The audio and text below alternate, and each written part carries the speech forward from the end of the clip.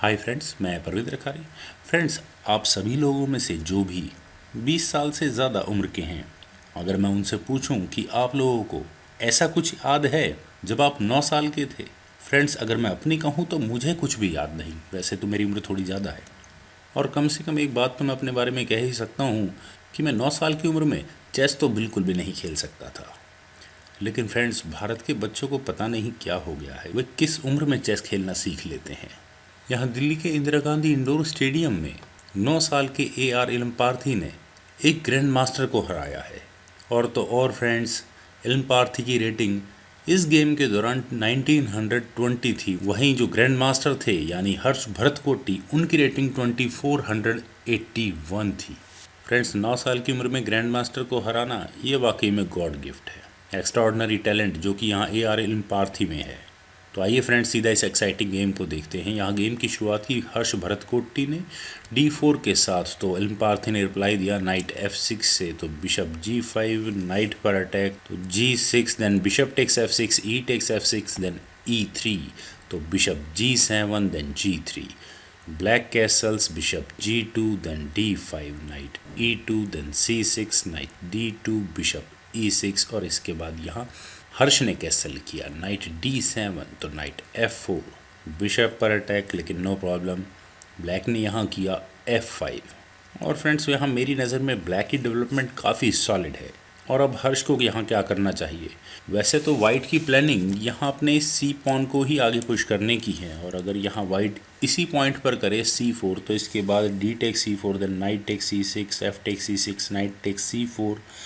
ठीक है, minor advantages यहाँ वाइट को हो सकते हैं, लेकिन यहाँ हर्ष ने अपने रुक को मूव किया C1 स्क्वायर पर, तो knight F6, then C4, finally वही मूव जो यहाँ वाइट की तरफ से एक्सपेक्टेड था, तो knight E4, C takes D5, C takes D5, then knight B3, और आई थिंक ये नाइट यहाँ C5 स्क्वायर पर आएगा, तो वाइट ने यहाँ किया B6, देन क्वीन E2, रुक C8, रुक एक्शंस ऑफर, लेकिन क्वीन B5। फ्रेंड्स, यहाँ वाइट ने अपनी क्वीन को B5 स्क्वायर पर रखा। यहाँ इस पॉइंट पर आई थिंक वाइट को अपनी क्वीन को पहले ही A6 स्क्वायर पर लेकर जाना चाहिए था, और मैं यहाँ इस क्वीन को A6 स्क्वायर पर ले जाने के लिए क्यों बोल रहा हूँ, क्योंकि जब यहाँ वाइट ने पहले अपनी क्वीन को B5 स्क्वायर पर रखा, तो ब्लैक ने यहाँ किया क्वीन A6, और फिर इसके बाद यहाँ वाइट ने किया क्वीन A6। तो यहाँ ये दो मूव चलने की आखिर हर्ष को ज़रूरत क्या थी?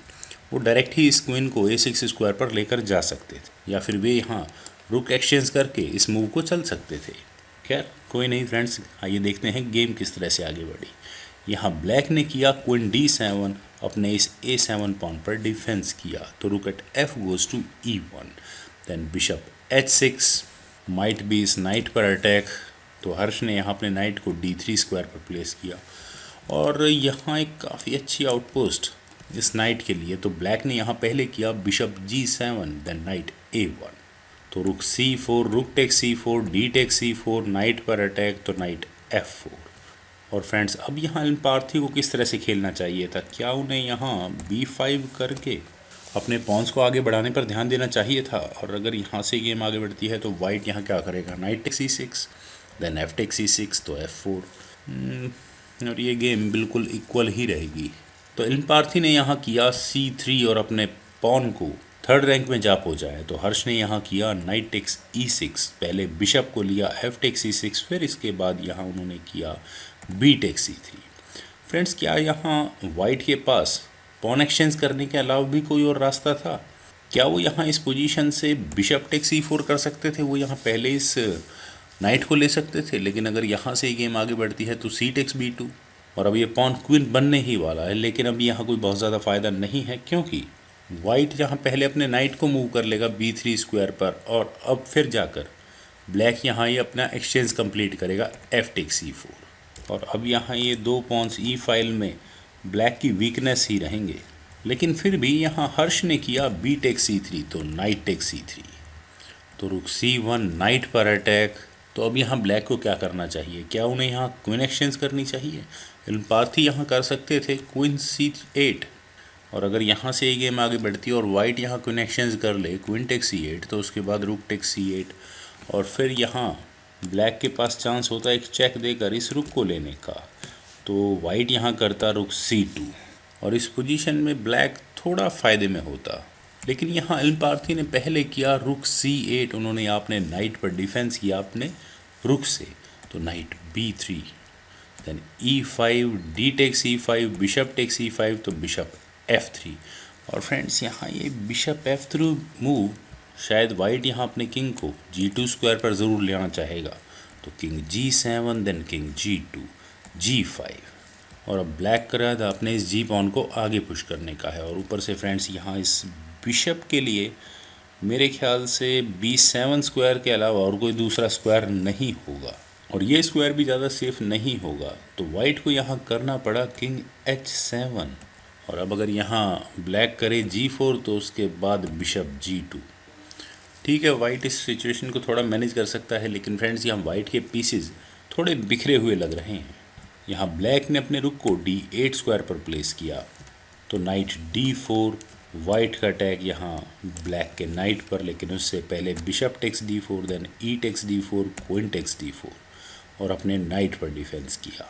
और अब यहाँ हर्ष को क्या करना चाहिए, क्या वे अपनी क्वीन को A3 स्क्वायर पर ले जाकर पहले इस नाइट पर जोर नहीं बना सकते थे? और अगर हम यहाँ से इस गेम को आगे बढ़ाएं तो ब्लैक यहाँ क्या करेगा, रुक C8 अपने नाइट पर डिफेंस करने के लिए, लेकिन उसके बाद queen E7 check, then king H8, queen takes G5, और इस तरह यहाँ वाइट काफ़ी अच्छी पोजीशन में हो सकता था, लेकिन यहाँ वाइट ने किया क्वीन टेक्स A7 चेक, तो इस चेक का डिफेंस बिल्कुल सिंपल, रुक D7, वापस क्वीन पर अटैक। तो वाइट यहाँ इस क्वीन को कहाँ ले जाए, आई थिंक A3 स्क्वायर भी बेटर हो सकता था, लेकिन यहाँ वाइट ने अपनी क्वीन को B8 स्क्वायर पर प्लेस किया, तो G4, बिशप पर अटैक, तो ये बिशप कहाँ जाए, B7 स्क्वायर पर। सिर्फ यही एक स्क्वायर हो सकता है मेरे ख्याल से तो, लेकिन यहाँ इस पोजीशन से वाइट ने अपने बिशप को G2 स्क्वायर पर प्लेस किया। और फ्रेंड्स ये स्क्वायर ज़्यादा अच्छा नहीं है, क्योंकि एल्पार्थी ने यहाँ किया नाइट D1 और एक काफ़ी डेडली चेकमेटिंग कॉम्बिनेशन यहाँ ब्लैक ने लगाया। ब्लैक यहाँ इस F2 पॉन को लेकर एक चेक के साथ एक काफ़ी अच्छा चेकमेटिंग पैटर्न लगा रहे हैं। और फ्रेंड्स इस अटैक को देखकर मुझे नहीं लगता कि यहाँ ब्लैक पीसेस के साथ खेलने वाला खिलाड़ी सिर्फ 9 साल का होगा। यहाँ हर्ष क्या कर सकते हैं, हर्ष के पास दो ऑप्शंस हैं। एक तो ऑप्शन है कि वो यहाँ अपने बिशप को मूव कर लें इस G2 स्क्वायर से, वो यहाँ कर सकते हैं बिशप C6, रुख पर अटैक बना सकते हैं, लेकिन अगर यहाँ से गेम आगे बढ़ती है तो क्वीन B2 रुख पर ही अटैक होगा। और अब ये दोनों खिलाड़ी यहाँ अपने पीसेस एक्सचेंज कर सकते हैं, लेकिन हर्ष ने यहाँ किया H4 और अपने किंग के जाने के लिए इस H2 स्क्वायर को खोला, तो G टेक्स H3, और इसके बाद अगर यहाँ वाइट करे बिशप टेक्स H3 तो क्या हो सकता है, knight takes F2 check, then king H2, knight G4 check, bishop takes G4, queen B2 check, और इस चेक के साथ वाइट को अपना ये रुक गंवाना होगा। King H3, F takes G4 check, king takes G4, then queen takes C1, और अब मुझे नहीं लगता कि ब्लैक इस गेम को अपने हाथ से निकलने देता। यहाँ इस पॉइंट पर वाइट एक काम और कर सकता है, वाइट यहाँ अपने किंग को मूव कर सकता है H2 स्क्वायर पर, और अगर यहाँ से ये गेम आगे बढ़ती है तो उसके बाद H टेक्स G2, वाइट को यहाँ अपना बिशप गंवाना होगा, तो queen F4, queen exchange offer यहाँ वाइट कर सकता है, तो queen takes F4, then G takes F4, knight takes F2, king takes G2, और आई थिंक यहाँ बेटर होगा कि वाइट रिज़ाइन ही कर दे। तो यहाँ इस पोजीशन से वाइट के लिए क्या ऑप्शन है, वाइट ने यहाँ अपने बिशप को मूव किया, वो भी F3 स्क्वायर पर, तो knight takes F2 check, king H2, then knight G4 check, king takes G3, then queen D2, rook पर अटैक। और अब वाइट यहाँ अपने रुक को बचाए तो बचाए कहाँ, H1 स्क्वायर पर। ये स्क्वायर कोई अच्छा स्क्वायर तो नहीं हो सकता, लेकिन अगर यहाँ ये रुक H1 स्क्वायर पर ना आए तो ब्लैक यहाँ अगले मूव में चेकमेट कर रहा है। लेकिन फिर भी अगर हम इस गेम को यहाँ से आगे बढ़ाएंगे तो ब्लैक यहाँ कर सकता है queen H6 check, king G2, then रुक D2 चेक, किंग F1 या G1 जो भी हो, वाइट को यहाँ चेकमेट होगी ही होगी, रुक F2 चेक, और अब ये किंग G1 या E1 जिस भी स्क्वायर पर जाए, सपोज किंग E1, तो queen D2 check, and mate. Friends क्या शानदार चेकमेटिंग कॉम्बिनेशंस यहाँ ब्लैक ने लगा कर रखे हुए हैं। यहाँ हर्ष को करना पड़ा बिशप टेक्स G4, तो F takes G4 check, then king takes G4 and finally अभी भी यहाँ एलन पार्थी ने इस रुक को नहीं लिया, उन्होंने यहाँ किया क्वीन E2 चेक और यहाँ इस चेक के बाद हर्ष ने रिज़ाइन कर दिया। क्योंकि फ्रेंड्स यहाँ से अब अगर हम इस गेम को आगे बढ़ाएंगे तो वाइट यहाँ क्या करेगा, किंग H4, लेकिन इसके बाद H5 और अगले मूव में यहाँ चेकमेट की थ्रेट होगी। तो इसका डिफेंस यहाँ वाइट कैसे करेगा, रुक C4 करके, तो queen H2 check, king G5, then रुक D5 चेक और वाइट यहाँ क्या करेगा, अपने किंग को मूव करता है सपोज F4 स्क्वायर पर जो कि एकमात्र स्क्वायर है, तो queen F2 check, king E4, queen F5 check, king E3, rook D3 check, king E2, queen F3 check, king D1, queen rook D1 check and met. यही सबसे अच्छा तरीका हो सकता है रुक और क्वीन से एक force checkmating king hunt का। फ्रेंड्स इस पूरी गेम में मुझे कहीं भी नहीं लगा कि पार्थी यहाँ सिर्फ 9 साल के हैं, उन्होंने जितने भी यहाँ कॉम्बिनेशन बनाए वो एक अच्छे खासे एक्सपीरियंस्ड प्लेयर के थे और इन कॉम्बिनेशंस को चेस में ढूंढना इतना आसान भी नहीं होता जो उन्होंने यहाँ इतनी सहजता से लगाए थे। खैर फ्रेंड्स इस गेम को देखकर मैं तो एक बार ज़रूर कह सकता हूँ कि पार्थी का चेस फ्यूचर बहुत ब्राइट है और मुझे उम्मीद है कि आप लोगों को ये वीडियो ज़रूर पसंद आई होगी। आप इस वीडियो को लाइक करें, शेयर करें और मेरे इस यूट्यूब चैनल चेस गुरु को सब्सक्राइब करें और आपके कमेंट्स का मुझे बेहद इंतजार रहेगा। Thank you for watching and bye for now.